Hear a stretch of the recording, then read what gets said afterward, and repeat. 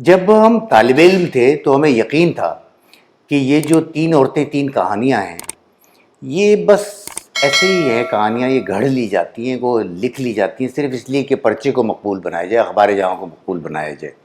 آپ جانتے ہیں کہ یہ بہت مقبول سلسلہ تھا۔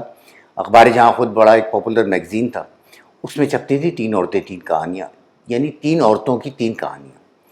یہ پہلے رانا فاروقی صاحبہ لکھتی تھیں، پھر اس کے بعد سعیدہ افضل نے لکھنا شروع کی۔ سعیدہ افضل صاحبہ 60 سال سے یہ کہانیاں لکھ رہی ہیں۔ اچھا، یہ 2 صفحات پر، 2 پورے صفحات پر کہانیاں ہوتی تھی، بہت میٹر ہوتا تھا، بڑی لمبی لمبی کہانیاں ہوتی تھی، اور یہ بہت پاپولر تھی، بہت مقبول تھی۔ اچھا، کیونکہ ہم یہ سمجھتے تھے کہ یہ تو صرف گھڑ لی جاتی ہیں، ڈیسک سٹوریز ہوتی ہیں، بیٹھے بیٹھے لکھ لی جاتی ہیں، تو یہ ہم نے کبھی سوچا ہی نہیں تھا کہ کچھ اور بھی ہو سکتا ہے معاملہ۔ اچھا، عجیب بات یہ بھی تھی کہ جو لوگ ہمارے ارد گرد تھے، یا جو پڑھے لکھے لوگ تھے، یا وہ ہمارے ساتھ کے بھی تھے اور دوسرے لوگ بھی، وہ تین عورتیں تین کہانیوں کو بہت ہی کوئی کم تر درجے کی چیز سمجھنے لگے تھے، یا ایسا حوالہ دیتے تھے اس کا جیسے اس کو ڈیگریڈ کرنا چاہتے ہوں، یا ان کا مذاق اڑانا چاہتے ہیں، یا وہ یہ ایون عنوان جو ہے نا اس کا مذاق اڑایا جاتا تھا، تین عورتیں تین کہانیاں، یہ کیا ہوا، اس کا مذاق بنتا تھا، وہ ایک طنزیہ سی گفتگو ہوتی تھی۔ اچھا، اب اتفاق کی بات یہ ہے کہ کچھ برس بعد میں خود اخبار جہاں سے وابستہ ہو گیا۔ وہ سعیدہ افضل صاحبہ وہ کہانیاں لکھ رہی تھیں۔ جب میں اخبار جہاں گیا تو میں نے یہ دیکھا کہ وہاں بہت ڈاک آتی تھی، ہر شعبے کے لیے ڈاک آتی تھی۔ کوئی قسمت کا حال پوچھتا تھا، کوئی اپنے بارے میں پوچھتا تھا، کوئی ہاتھ کی لکیروں کا پوچھتا تھا، کوئی برجوں کے بارے میں پوچھتا تھا، یہ جو سٹارز قسمت کیسی رہے گی، ہفتہ کیسا رہے گا، تو خط بہت آتے تھے۔ اچھا، تین عورتیں تین کہانیاں کے لیے بہت زیادہ خط تو نہیں آتے تھے، اور کوئی یعنی اس وقت ابتدا میں کوئی میں نے دیکھا کوئی 15-20 خط ہفتے بھر میں آتے تھے۔ اچھا، وہ خط جو ہے وہ سعیدہ افضل کو بھجوا دیے جاتے تھے، اور سعیدہ افضل صاحبہ وہ ان کو دیکھتی تھیں۔ اچھا، عام طور پہ ہر خط میں ایک کہانی ہوتی تھی جو کوئی عورت لکھ کے بھیجتی تھی، کسی چھوٹے شہر سے، کسی بڑے شہر سے، ایون گاؤں دیہات سے۔ اور وہ جو کہانی لکھ کے بھیجتی تھی وہ ایک جیسے کسی کاپی سے آپ نے کچھ صفحے پھاڑ لیے ہوں، یا کوئی رجسٹر کا صفحہ پھاڑ کے اس پہ لکھ لیا ہو، اور ٹوٹی پھوٹی سی رائٹنگ ہوتی تھی، را سی کچی سی رائٹنگ، اور وہ اپنی زندگی کی داستان، کوئی واقعہ، کوئی بات بیان کرتی تھی۔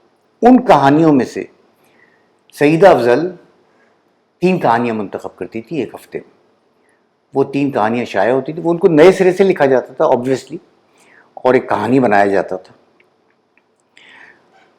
اچھا، اس وقت کوئی بھی ہم بھی اس کو ایسی اہمیت نہیں دیتے تھے، اور اس کو یعنی گویا اس کو اس زاویے سے نہیں دیکھتے تھے کہ یہ کوئی اہم چیز ہے۔ بہت بعد میں ہمیں یہ اندازہ ہونا شروع ہوا کہ بھائی یہ جو 15-20 کہانیاں ہفتے میں آتی ہیں تو یہ تو سال کی کوئی 700-800 کہانیاں ہو جاتی ہیں۔ ملک بھر سے پاکستانی عورت 700-800 کہانیاں بھیج رہی ہیں، اور جیسا میں نے کہا کہ وہ بڑے شہروں سے بھی ہوتی تھی، چھوٹے شہروں سے بھی، گاؤں دیہات سے بھی ہوتی تھی۔ تو اس میں کیا ہوتا تھا، ان کی زندگی کا احوال ہوتا تھا۔ مثلاً کوئی خوشگوار اتفاق ہوتا تھا، کوئی کامیابی ہوتی تھی، بعض اوقات وہ تلخ تجربات ہوتے تھے جو ان کو سہنے پڑے، کہاں انہوں نے دھوکے کھائے، کیسے انہوں نے دھوکے کھائے، کہاں وہ ظلم کے فیس ٹو فیس آئیں، اور کہاں انہوں نے ظلم سہنا جو ہے اپنا مقدر سمجھ لیا اور بے بسی کی زندگی گزارتی رہیں۔ اب سوچتے ہیں کہ سال بھر میں 3 کہانیاں اگر ہفتے میں چھپتی ہوں تو سال بھر میں 150 کہانیاں چھپیں گی۔ سال بھر میں 700-800 کہانیاں آتی تھیں اور 150 چھپتی تھی، تو گویا زیادہ تر کہانیاں نہیں چھپتی تھی۔ دوسری بات کہ جب 700-800 کہانیاں آتی تھیں تو نہ جانے کتنے ہزار کہانیاں نہیں آتی تھیں۔ کیوں نہیں آتی تھی؟ بعض اوقات عورتوں میں اتنی ہمت نہیں ہوتی تھی کہ وہ اپنی کہانی لکھیں اور ایک میگزین کو بھیجیں۔ بعض اوقات انہیں ڈر لگتا تھا کہ کہیں کسی کو پتہ نہ چل جائے، ان کی جو آئیڈینٹی ہے وہ ڈسکلوز نہ ہو جائے، پتہ نہ چل جائے، جان نہ لے کوئی کہ یہ فلاں کی کہانی ہے۔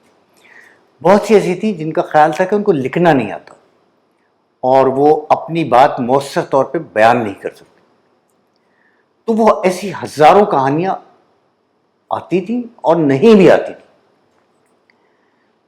تین باتیں ان تین حقیقتیں ان تین کہانیوں میں، تین عورتیں تین کہانیوں میں تین حقیقتیں چھپی ہوئی ہیں جس کا اب اندازہ ہوتا ہے۔